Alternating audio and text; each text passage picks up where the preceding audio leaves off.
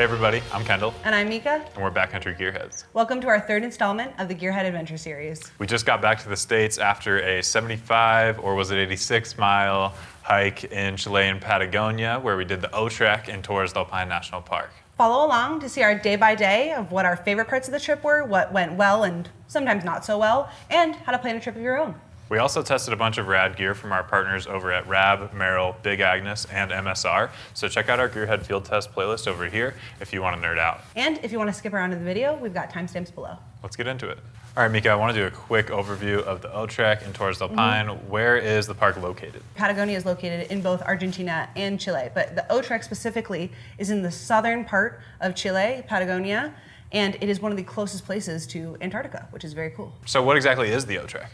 Most people know of the W-Trek, which is the more famous part of it, but the O-Trek actually encompasses the W as well, and it goes along the back side of what you see on the W-Trek. It's 75 miles on paper, but we experienced a little bit more than that, didn't we? Yeah, we clocked it closer to like 85. Yeah, definitely. Alrighty, Kendall, what are the ways that people can experience the park? So everything in the park is reservation-based, whether you're camping or you're sleeping in one of the provided tents or beds, but you have a lot of options there. You can bring your own tent, pack that along the whole time and sleep in it every night if you want to, or you can use some of the provided rooftop tents that are super nice that we used for a couple nights. And then they also do have some like actual indoor arrangements and lodging as well. Every single campsite actually has tents that you can also rent. So you can do it pretty much fully sponsored by Patagonia, or you can bring all your own stuff. And that's kind of the same sentiment as far as food goes. You can reserve meals that will be prepared for you at each of the camps, and you can, avoid carrying so much food that way. Or, like we did, you can carry most of your food, and we opted for freeze-dried meals. One thing about Patagonia, like many other national parks, not in the United States, it is not just a place where you can go and camp wherever looks pretty. You do have to camp and cook in designated areas and at the Refugios. So that is something to keep in mind if you're coming from a place like we are in Utah, where we have a lot of BLM land that you can just go out and stay wherever. It is important to recognize that Patagonia has restrictions on it to keep the park in the beautiful state that it's in and make sure that it lasts for generations to come. Yeah, it is really important to understand that you can't just show up. You have to make all your reservations for your lodging and your food and everything else, like what day you're going to be at what place. All of that needs to be sorted out beforehand. So in the park, there's a lot of different agencies that operate, and you can book things individually depending on where you're going each night, but it is way easier to just book everything at once through one agency. The one that you and I used was Torres Hike, and they worked really well for us. Yeah, pretty seamless experience, no complaints. So Kendall, getting into gear, what did you bring with you? What were your preconceived notions? What were you preparing for when you packed your pack, and what were you ready for? With my research, the main concern is weather. A lot of people mentioned all the rain and wind, so I was pretty careful about my layers. I ended up bringing more than I actually used, but I would much rather be more prepared than less. Made sure I had a really good pair of like waterproof pants and like a rain jacket, as well as plenty of underlayers, including like a super warm packable puffy, shout out Rab. And as far as footwear goes, I was one of few people on our trip to opt for boots. I mean, they were lightweight backpacking, like kind of mid-height boots, but nonetheless, that turned out to be a really good decision. And they were also waterproof. They had Gore-Tex technology. Even though it didn't actually rain on us much, there was plenty of wet trail, a lot of like muddy bogs and stream crossings. So glad I went with that. What about your gear? Big Agnes provided us with the copper spur tent, which was great for 3-season camping, which we ended up needing on those colder nights, making sure we had a good, like high R value sleeping pad as well as sleeping bags. Those things were really important, as well as making sure our packs could carry enough. I think, bringing the right size pack was important for how much gear we brought, because we were doing everything with our own gear and equipment and a lot of our own food. And so that was important along the way. Alrighty, Kendall, so the hike was long, the trek is long, but what is almost longer are the travel days. Oh yeah. Can you break it down for us? I'll do my best. It's quite a bit. But we started with a domestic flight just from Salt Lake to Atlanta, and then from there we flew to Santiago, and then we had 2 more domestic flights to get to Punta Arenas, which is where we could finally stop doing airline travel. I will say those last 2 airlines, we did stay on the plane for them. Yeah. We landed, stayed on the plane on the runway, and they switched passengers that were getting off, so that was an easy swap there, but it is a smaller plane. Be ready for some turbulence. Overall, fairly seamless, just a long time. So once we got to the airport in Punta Arenas, we then got a bus ticket that was listed as a bus ticket for in town, but however, you can still hop on the bus at the airport to take you down to Puerto Natales, which is where we stayed. And that's about a 3-hour bus ride, but the bus was really comfortable. We all got a good nap in. And that wasn't our last bus either. And then we had the bus ride from Puerto Natales, where we were staying, into Patagonia, which was about an hour and a half. Once you get into the park, you have to register and have your passport. And one thing that's important is keep that little slip that you get on the airplane. That is your entry, your customs form. Customs, exactly. Hold on to it the whole time. It's just as important as your passport. We had to show it a handful of times. Yeah, do not throw it away. Once you get through like the check-in at the park, you then take one more bus to Central, which is where we started. There's other points to start at, which we'll also talk about, but when we started at Central, we did have to take one more bus to get there, which was about a 20-minute drive. Yeah, but before we actually made it into Torres del Paine, the park, we did have that little hiccup with the luggage, which I wanted to touch on. I think it's really important to book a day of cushion at the beginning of your trip and probably again at the end. Yeah. Luckily, there was like a delivery system, so even though the bag was lost at Santiago, the airline was able to move it all the way to Puerto Natales, which we didn't even fly into. It's just where we took the bus to, but there is a little airport there, so they were able to get the bag really close to us, which was nice. That is one thing to say. Some people do fly right into Puerto Natales, which is, completely doable. It is just a lot more expensive, and so we did choose to fly in a little bit further away and take that bus because the bus is fairly inexpensive there and a really good system. So that's something that we did, that we preferred budget-wise, but can be done either way. And then that cushion day was actually nice that we ended up doing it. It wasn't nice on the back end of how much we had to hike on our first day, which we'll talk about, but we should have actually planned in another day. But it was really nice to be able to explore the area and get some really, really good food. Yeah, it was nice to spend some time in town and just see more of Chile. Yeah, it's great. During that day that we had off, we did search for a couple of items that we needed, specifically fuel for our stoves in the park. We did buy quite a bit, and we didn't really need to. That was something I think going back we could, buy less of because we had a big crew. But even so, when you stop at the different refugios through the nights, sometimes people will leave leftover fuel there, which you can use. Probably better to not risk it, but there are a couple little shops in town that do sell it. Because the area is so hiking focused and knowledgeable that most people there are going to Patagonia, pretty much any lodging that you stay in, and our hotel did this, is that you can leave the luggage that you're not bringing with you there over, the span of your trip. It's important that you stay at the same place before your trip and after. If you switch locations, it might be a weird situation. They kept everything locked up for us, and it wasn't mixed in with anybody else's stuff, which I appreciated. It was nice.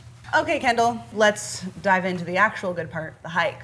Tell us about day one. Yeah, so our day one was a little bit different. We ended up going from Camp Central all the way to Camp Dixon, which is about 21 miles with over 2,000 vertical feet of gain. So huge day to start off, but this was not plan A. Plan A was to go from Camp Central to Suron, which would have been like a pretty easy day. I think it's sub 10 miles.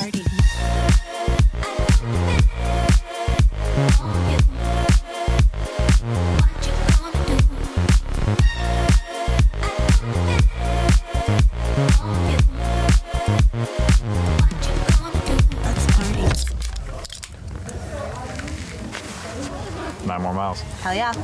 11.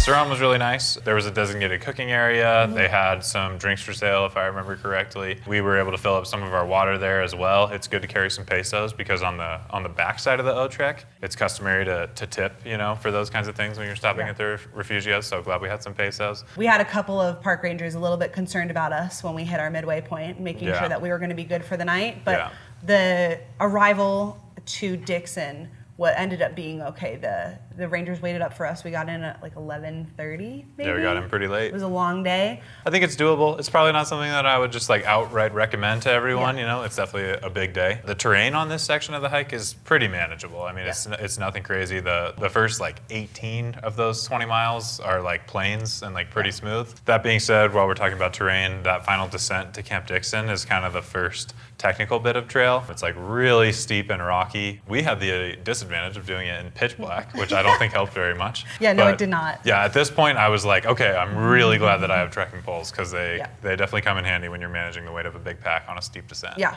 Camp Dixon was great. The staff beautiful. was very hospitable. Generously sized camping area. Like we were the very last ones into camp, and we still found spots. I think that campsite was actually one of the most beautiful, in my opinion. You know, you had like the plain that we were staying in, and then there was huge rock faces on the mountains on one side, and then you had like the drop off to the lake on the other. Mm-hmm. It's a beautiful, beautiful area. And you know, we woke up a little bit later, and the staff there let us stay out on the plain and cook and stretch and take our time getting there. And they tell you that you have to be out of camp at like 9, I think was our timeline. Yeah. But you can stay on the outside of the plains and have a little moment to relax. Yeah, a much needed moment in our case. Absolutely. Day 2 is Dickson to Los Perros, which is about 7.5 miles and 1,300 feet of vert.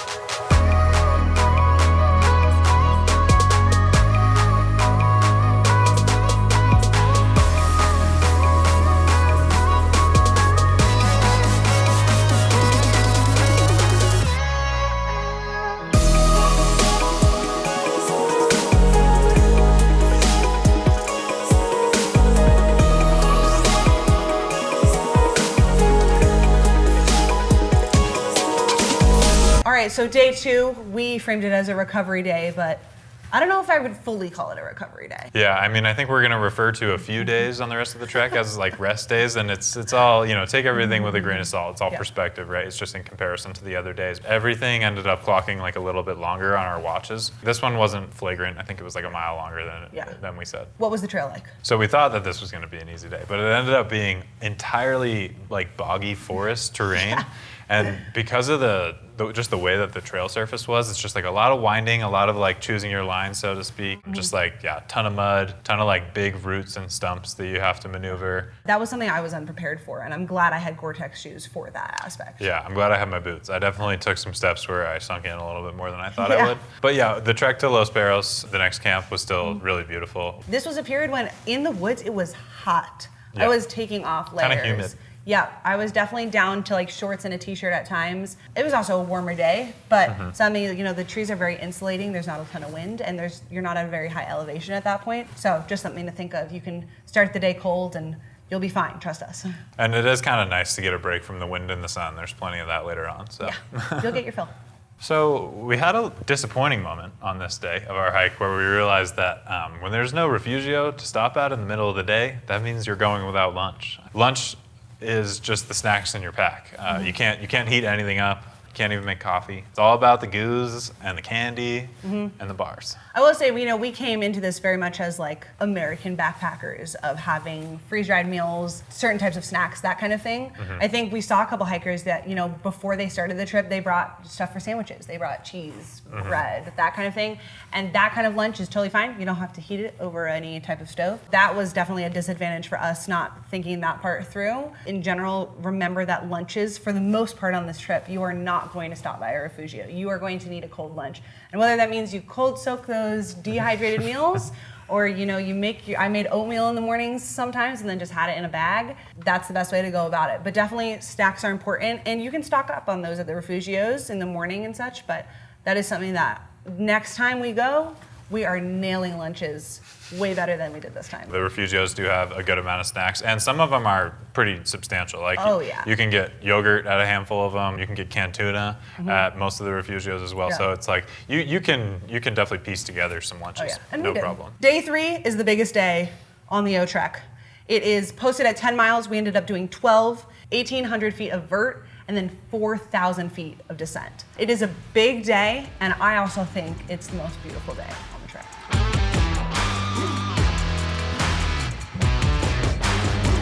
All right, buenos dias. We are making our way from Camp Los Perros towards Camp Grande.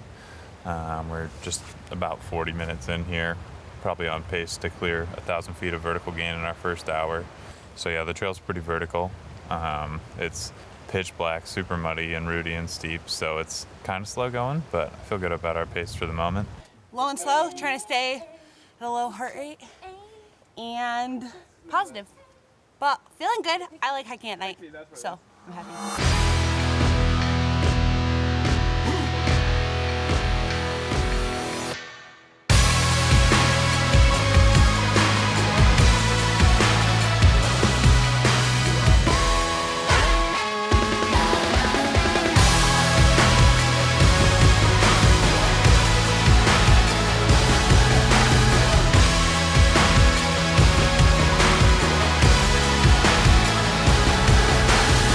the day starts off super early. You actually have to leave the camp by a certain time. I believe it's 7 a.m. We hiked in the dark for about an hour. And then, yeah, you pretty much have that 1,800 vertical feet of gain for breakfast. That's the first thing. Yeah, you get a nice meal of vert. Yeah. And then you get to the high alpine. You know, you break out of the trees, and then it's a slower but pretty steady, ascent upwards over the pass. The terrain totally changes. You break out of the tree line. It's all rocky waterfalls. I think we could even see some smaller glaciers even on the way up. And this is the day that it's really all about the wind layers and the gear that you brought. Once you get out of the woods, you are exposed. Yeah. And it's sunny and it is windy. Yeah. And I mean windy. We had gusts up to 40, 50 miles an hour? Yeah, it was so windy at the top. I mean, this was definitely one of the more challenging weather days, and you really have to pay attention to what you're wearing because you're working hard on the up, and then you get to the top, and it cools down really fast. Yeah. And this is another one where, we lucked out with a sunny day, but if it does rain, sometimes they recommend that you actually don't do this hike because the descent down gets really slippery. You definitely need to pace yourself on the way up because honestly, the way up is the easy part. The way up is so gorgeous. We saw some gorgeous waterfalls.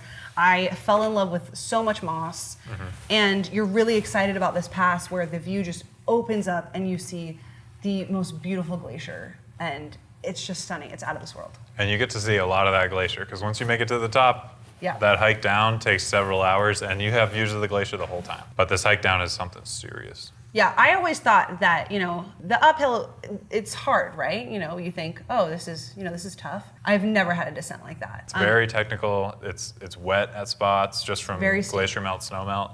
And yeah, it had me questioning my sanity a little bit. There's a couple things that you can do to support yourself on this part. Trekking poles are one, and then just taking it slow and just taking breaks along the way. Even though you're not sweating as much because you're going downhill and you're not exerting yourself as much, taking breaks is very important for this period. And there is good news. The good news is there's a lunch spot. You can camp there. It is a bit windier. It's smaller. Not as many people camp there. It's easier to do the full push that day to get to the next campsite. But it's definitely an option if you want to split up that descent and just, give your knees a little bit of a break. Yeah, it was really nice to have a solid meal, have a coffee. They had a good spot to fill up water there. They had a functioning toilet, which was really nice. Definitely helps break up the day and just give you a little bit of respite. So for those of you who are afraid of heights, the last part of the trek to Camp Gray is going to be a little scary. There are 3 suspension bridges at the end. They're very evenly spaced. It's a nice marker to be like, okay, I'm almost at Camp Gray. This is how far I am. The first one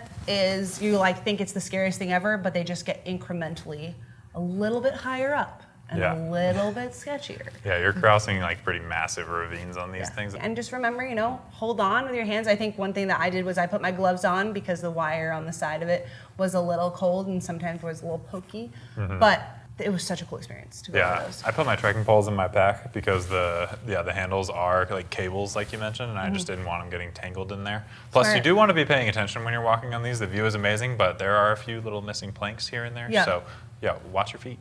Absolutely. And then take maybe a minute in the middle of it and check out the view. Would recommend. So you make it past those suspension bridges. Yep. And you finally get to Camp Gray, which is the first camp on the W. What were your favorite parts about it? We love a hot shower when we're camping. I mean, this was a bougie camping trip. I loved it. It felt like I was washing all of that descent off of me. Oh yeah. It was very nice. And there was a cooking area. There is food that you can get, but we got in a little bit too late for that. So we did make our own food, and it was a nice quiet night. That was nice to have that after such a long day. Yeah, they had more charging stations. I remember this is the first time that I was able to fully juice all of my electronics. Even just the convenience store part of the Refugio seemed to have more things. We got a ton of snacks. Yeah. We had some Doritos were great. Yeah. At that moment. Yeah, Oreos. Yeah, wow. Otherworldly when you've been hiking. But yeah, we were able to stock up a little bit. And then in the morning, I don't know if you remember, but this is the first time that I had coffee that didn't come out of a sad little packet. Yeah, we brought instant coffee with us, which did save us on the better than no coffee. Yes, absolutely, but not as good as a latte. Yeah, we got a latte in the morning, and that was a beautiful start to a beautiful, calm trek the next day. Day 4 of our trek, we hiked from Camp Gray to Camp Paine Grande. This one is relatively short at about 7 miles and 1,000 feet of vertical gain.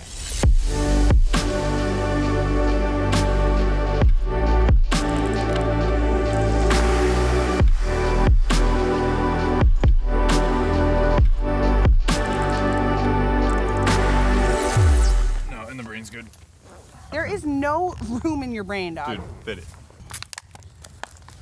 Oh, I can feel your anger.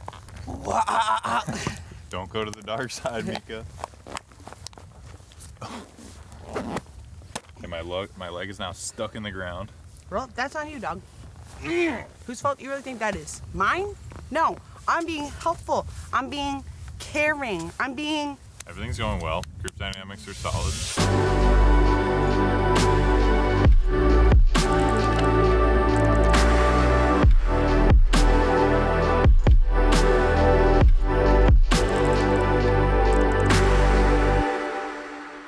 As far as the O-check goes, this is a very mellow day. This is the day where we saw a lot of birds this day. So many birds. I mean, you're on the edge of like the cliff. Yeah. Right on by the water. And so there is a lot of wildlife, birds specifically. And that was really beautiful to see them like sailing on the gusts and stuff. It was nice to just get a break from all the vertical change the day before. Yeah.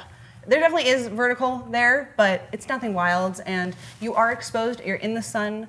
Wear a sun hoodie. Be prepared for a little bit of wind, but we had it pretty easy this day. The trail surface, it's not perfectly smooth. It's definitely like consistently rocky throughout. I remember this was another day where I was glad I had my boots because instead of picking my line so carefully, I could kind of just plop them down and not worry about twisting a foot. One thing that you brought that I'm so glad that you did were binoculars. Yeah, everybody used the binoculars. Everybody used them. At some point. I didn't even think to bring that, and I think that is something on the trip that, like, if anyone goes, carry the weight. It's absolutely worth it. You had pretty small ones. What kind of binoculars did you bring? They're Knox brand. It's like one of their smallest models. Yeah. I like them because they have like a nice like casing on top, so that you don't scratch them or you have to worry about that. Because I just had them like carabiner to the outside of my pack so I could get to them quickly, of course. But it's nice because you don't have to worry about them. Yeah, no, they were great. I was really happy that you brought those. I think there's one clear highlight to this day, though. What is that? Grande. Yeah, favorite camp, hands down. Oh my gosh, if I could live there, are they hiring? I'm in. It's stunning. I mean, it's one of the more expensive camps to stay at, but it's absolutely beautiful. There's a gorgeous hotel there. There's tents that you can rent. The one thing I will say is there's not a ton of space for you to set up your own tent. That was something we kind of ran into when we got there. We still got a pretty good spot, but it was on a slope and it was windy. Yeah, we had to get a little creative setting up the tents at this one for sure. Yeah. I just kind of pitched my tent into the wind, used every single guy line on my tent, and actually got away with it pretty good. I was surprised. It wasn't so bad, but be prepared to spend a little bit of extra time setting up at Paine Grande. I will say this is the day that I thought I was going to sleep the worst given the conditions of tent setup. However, I slept the best. My tent was phenomenal. If I were to do this trip again, I would start at this camp and end at this camp. I would do the W first, get the crowded, bougie part out of the way, and then I'd end on the backside of the O, where it's a lot quieter.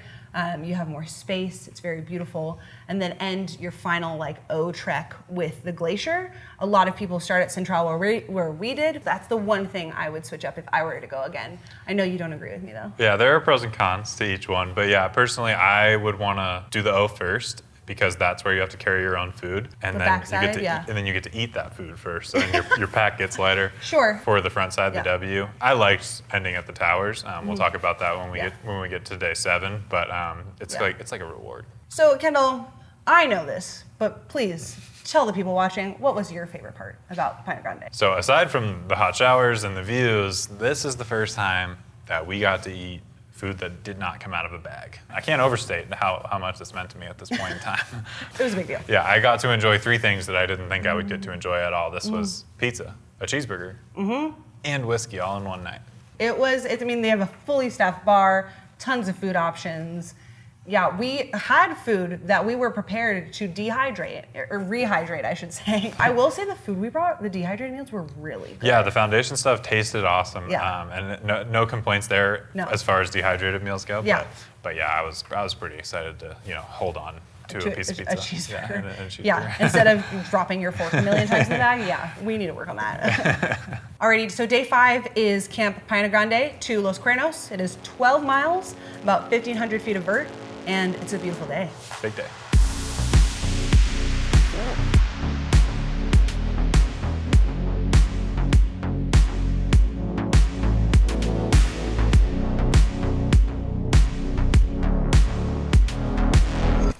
Floofy legs. I think that's kind of what brown recluse sweaters look like.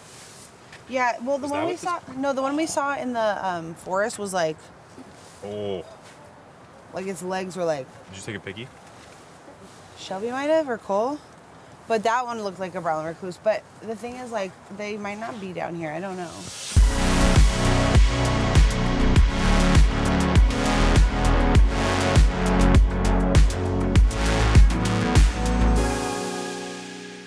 This is another one that's definitely worth an early start. We hiked for about an hour and change in the dark before we arrived to a beautiful alpine lake right as the sun was coming up. Worked out so nice. It was a stunning morning. After our sunrise stop at the lake, we hiked on to Camp Italiano, which is at the base of the little climb for Britannica. Yeah.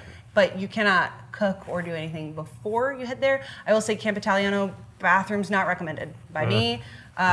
Overall, just drop your pack there and get up to see a glacier. Yeah, we did a little side quest to, what is it, Mirador Botanico, I think is the name of the viewpoint.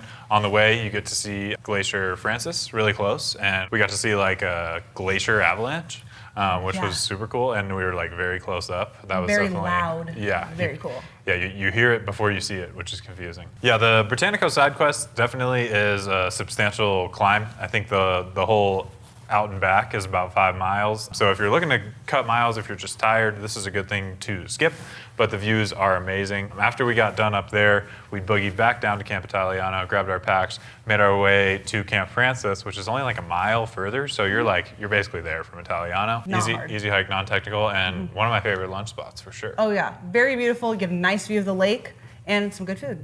Yeah, you can cook there, but they had hot sandwiches, they had like some sweet treats, they had nice coffee, beers. Also, the nicest bathrooms I've almost ever seen anywhere in my life. Yeah. Like these backcountry bathrooms be changing the game, okay? I mean, I guess it's not backcountry, but you know what I mean. Yeah, they also had somewhere to fill up water, so really good stop to just kind of totally reset, get some real food in you. But from there, it's not far to Los Cuernos, so even if you don't want to stop for lunch, you just keep pushing on. It's not that much further, and you get some beautiful lake views, and it's a nice calm walk. The trail is a little tight, so you'll have to get around people, but overall, very easy end to that day, I'd say. Yeah, and there's even some lake access on this stretch of the trail. So after the little lake moment, you get into Los Cuernos, which I honestly don't think I'd stay at again, but let's break it down. We ended up staying in some rooftop tents that are like put on stilts instead of our own tents there. And they're kind of in a very wooded, boggy, by the lake area. This is like Bug City Central, I think. Yeah. I didn't have any issues with bugs the entire hike, except for this one evening there. Yeah, and like everything that you read on the internet says that you don't need bug spray this time of year that we went, like in their fall, and there were bugs. There were plenty of bugs. I really wish I had brought my little Ben's bug spray. Yeah. That stuff is super strong, and I really wish I had it. Yeah. I will even say though, like the one nice thing about Los Cuernos was we did get the full meal package, so we had dinner there, breakfast, and they gave us a bagged lunch the next morning, and all of the food was delicious. The Refugio itself was really nice. I think the campground definitely left a little bit to be desired, but I will say that like this Refugio had like the friendliest staff who really went above and beyond for us and like was chatting with us for like a half hour in the morning when we left. And the social vibe at this Refugio was good too. Like everybody was kind of having a good time. I will say though, I know this is another point of contention between the two of us, is that I would have stayed in my own tent if I could do it again over the rooftop tent. Oh, I love the rooftop tent just because of how much faster it is to set up and tear down. Okay, but you didn't have to set it up or tear it down, right? Which is the point in what you're making. However, I don't know, I like having, my tent was so good. My tent was so comfortable, my sleeping pad, my sleeping bag. It was like, it felt like my own little castle. And then being in this rooftop tent that was dark, had some spiders, that were hanging out that like, they didn't pay rent. I paid for this tent. They didn't. I think one of the things is we did book a little bit later, so there weren't a lot of campsites left available, and that was one of the reasons why we went with those tents. But they have platforms, like wooden platforms, where you can set up your own tent, and that's probably what I would do if I were to do it again. Another note on this camp is it was probably the coldest, and I think this is the only camp where I zipped up my sleeping bag all the way. Yeah, I think it was also because we were right by the water, and like being in those rooftop tents, I thought I was going to be warmer. And like, they're not on a car, they're on stilts, just to give the people a picture, But yeah, it was cold, it was buggy, but it was still really beautiful, and we were in Patagonia, and the food was really good, and you're right by the lake, and it's beautiful. The Refugio made up for the campsite, I think. Absolutely. Day 6, we make it all the way back around the Horn. So we're going from Los Cuernos back to Camp Central, where we started. It's about 8.4 miles and 1,200 feet of vertical gain.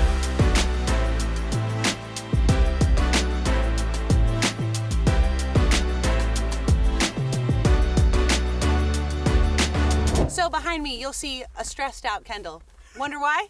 It's because he forgot his battery pack. Wonder where? In that rooftop tent he loves so much. And that's right. That's why my tent system is better.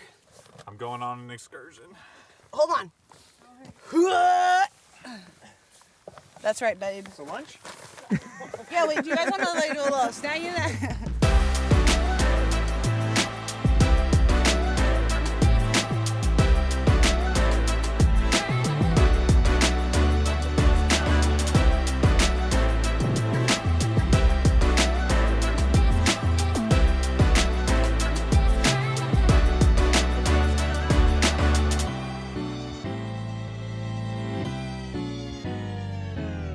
This is another one of those quote-unquote easier days as far as mileage and vert is concerned. Take that with a grain of salt. But there's one really exciting thing about this is you re-enter the plains terrain, and it's like the primary location for spotting pumas in the park and guanaco. But this was really exciting for me. Even though we didn't end up seeing a puma, just like the prospect of seeing one, there was an excitement in the air. You were entertained all day. I was on glass. I was staying on my binos, ready for whatever. All we saw was a big rabbit though. Oh, but that rabbit was huge. It was a dog-sized rabbit. It was, I've never seen a rabbit that large in my life. Next time I'll bring the cat treats. We just have to go back. Yeah. Oh no. Oh no. One thing about re-entering the plains on this day was that there is no shade, and that was our warmest day on trail. The sun was out, which was nice. It would, like helped with our spirits, but it was hot. Big hot. And I'd eaten most of my snacks, but my pack was still, a weight on my shoulders. So I was super glad to have a sun hoodie that day and a pair of shorts. And that really made my life better. I was wearing the Rab sun hoodie, which was great. You had the Backcountry Tahoe on, a classic. Yep, my tried and true. Yep. Yeah, it was hard to stay cool that day. I remember I dunked my head under a waterfall at least once. Yeah, we definitely did. That was a nice little stopping point right before we got to camp. Camp Central really was just a treat. We had another provided dinner. It was a nice salmon fillet with some potatoes. So good. And really the dessert, felt spoiled. It was like a really good meal. And Yeah. we're not just saying that because we've been backpacking and food tastes extra good when you're out in the wild, but it was a really good dinner. Might have been part of it. But no, it was actually super nice. We had pisco sours, which is that's like the classic local cocktail. It's really good. And we got to bed early because we needed to. Yes, absolutely. We got good showers in. We repacked our day packs for the next day because we would recommend having a little pack to wear instead of bringing your whole pack up because you are going to the towers. And trust me, you don't want to carry your pack. Day 7 is an out and back from Central to the Torres del Paine lookout. It is posted at 11 miles and 2,800 feet of vert.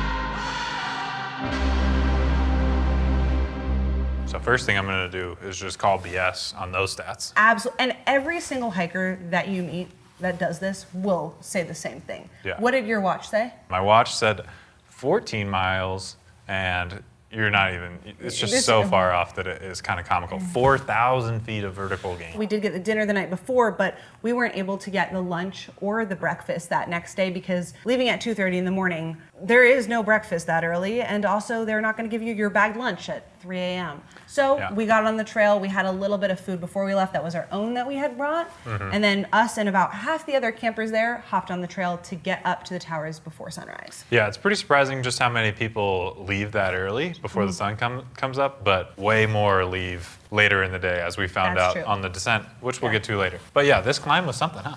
I think it's always nice to do a climb like this in the dark because you can just manipulate your brain into thinking that you're not doing it. I find I was tired enough, I couldn't see anything, that the climb was like, am I even climbing? Am I even hiking? Am I even there? Who knows? I think it's also nicer to start a climb like that when it's cool, as cold as it's going to be all day. But yeah, what you said is totally true. Like you kind of just zone out, put one foot in front of the other. There's nothing to look at, you just walk it. And also, I mean, you're heading towards the best view. I think sunrise there is absolutely stellar. And if you're feeling up for it, I would absolutely go for a sunrise hike here. Another part is that a lot of tour groups that come in and do this hike come in later in the day, so they'll start usually after a breakfast time, like around 9 a.m. And so the trail definitely gets busier then. So it's yet another perk and another reason to head up and see sunrise at the towers. Yeah, we timed it up pretty well. I think our official start time was like 3:15. Yep. And we got up to the top at like 7:15, like right as the sun was starting to come up. It was pretty wild. I mean, the last mile is like pretty scrambly, bouldery rocks, and we came up over the crest to get our first view of the towers, like right when that pink light was hitting it. It was amazing. One of the benefits of the time that we went and everything like that is we got to see the entire towers. It can be very hard to see the towers because of the cloud coverage. You know, the weather there is unpredictable. Clouds are constantly rolling in, and a lot of people don't get lucky enough to see the clouds break and see the 3 towers to their full extent. And another note about the top is I think this is the coldest that I got the whole time. Like, It was colder than the past, in my opinion. This is one of the only times that I wore my base layer as well. Like, I put on everything that I had for this. Just come with a couple layers and just bring a little pack. I wore a running vest. You had a mini pack. Yeah, I was really glad that I brought that little day pack. It's like kind of hard to justify carrying it around for all that time. I think that that was something that I didn't think I was going to be grateful for, and I absolutely was. So yeah, we hung out at the top for like almost an hour. Yeah. Really made sure we got the most of the views, took some pictures, and then we, Headed back down. the down. The down was hard, given Yeah. that, you know, going up in the dark was one thing. Coming back down that whole way after, the hike up is finally hitting your body after sitting in the cold for an hour. That one was a little rough, I'll say that. I don't think it's quite as technical as the descent from the Gray Glacier. Definitely not, yeah. Yeah, if you've already done that one, it's not going to be as bad. The Achilles heel here is all the darn people. The people, and also for me, it was just like, it was our last day. My body was very tired. Yeah. And I'd just seen something so beautiful, and I was like, okay, I've seen the towers. I'm good to like sleep for like maybe a week. I was ready to be at a point where I was done. I think that was my favorite part about the towers. Is it was like motivation the whole time. I was like, gotta stay strong so that I can make it up to the towers to see the best view in the park. You didn't offer to give me a piggyback ride down, so I'm confused as to why that was not on the table. Well, that's the thing is once I saw those views, it was kind of like, that's kind of when you start to come down from the whole thing emotionally and physically. I mean, it's like just hundreds and hundreds of people, and we're descending, they're going uphill, so we're yielding to them every time, and it's like, it just felt like we weren't making any progress. So I'm really glad that we left as early as we did, because if there had been traffic like that on the way up and on the way down, just would have been even worse. Yeah, and that is one thing to keep in mind on the trail is the people who are going uphill have the right of way, so make sure if you're going down, give them some space. Alrighty, Kendall, that was quite the hike. What are your takeaways from it? Well, this was definitely my biggest backpacking trip, like by far. Yeah. I'm just really glad that I got the experience, got the opportunity. I feel like I did enough backpacking to feel prepared for it, but it was also like a big leap that really challenged me. So yeah, I'm pretty motivated by the whole thing. I'm excited to continue testing out this gear and keep backpacking all summer. What about you? I do think one of my biggest takeaways was how accessible it was. I think that oftentimes we think of like these really big backpacking trips as something that's like difficult, and obviously it was difficult on mileage. It was a lot of work. It was heavy packs and such, but there are opportunities at every stop for like, a tent that you can rent, for food if you're running low, and it's a very nice and well-kept park. And that was something I enjoyed, but also was a little bit different for me, because usually when I've gone backpacking and hiking, it's not a situation where I'm going towards a Refugio. We don't have a lot of that in the US, and so this was a really cool experience to have, and I'm really grateful for it. And I'm also excited to take the gear that we tested there and give it like a go in more rugged areas where, I'm not staying on a wooden platform, where it's not a nice grassy field where there's horses in the distance, right? It felt good to do a hike like this and know that like the park had my back. Yeah. It's a nice little safety net. Yeah, and it's also just so stunning. It is absolutely, if you get the chance to go, you absolutely should. Totally worth it. That one of the things I wish there were more resources online to kind of explain some of these details, which is why, we wrote a really great article about how to figure out every single point of booking your trip. And I'm glad that we did that now, and now I can go back, do it again, maybe switch some things up. Yeah. You can go back, do it the exact same way, respect there. But that was something that was huge for me. It was so beautiful. And I think we were all grateful to be there, but it was also, in general, the park and the people who work there and the entire environment really made it what it was. Yeah, I mean, the park's reputation is definitely worthy of all the hype that it gets, and it was awesome to just witness it all firsthand. Yeah, and if you're going, most people just hit the W trek. I think both of us would highly recommend doing the entire O loop, whether you start on the backside or not. It is so worth it. It is so beautiful back there. And you get a really different experience than you do on the W. You get a lot less people, you get some incredible views, and you get to see some really cool campsites that are not just, you know, these hotel-esque type of vibe. Yeah, I'm really glad we got to see it all. That was totally worth it. Absolutely, every single step, every mile, even if it was longer than the posted mileage. Thank you so much for joining us and watching our Gearhead adventure. If you'd like more details, check out our trip report. It is linked down in the caption. Let us know if you'd like to see a puma in the wild or if you would rather keep it at a distance. Absolutely, and like, comment, and subscribe if you enjoyed our video. Reach out to a gearhead if you have questions about any of the gear you saw in this video. And until then, we'll see you out there. See you out there. You.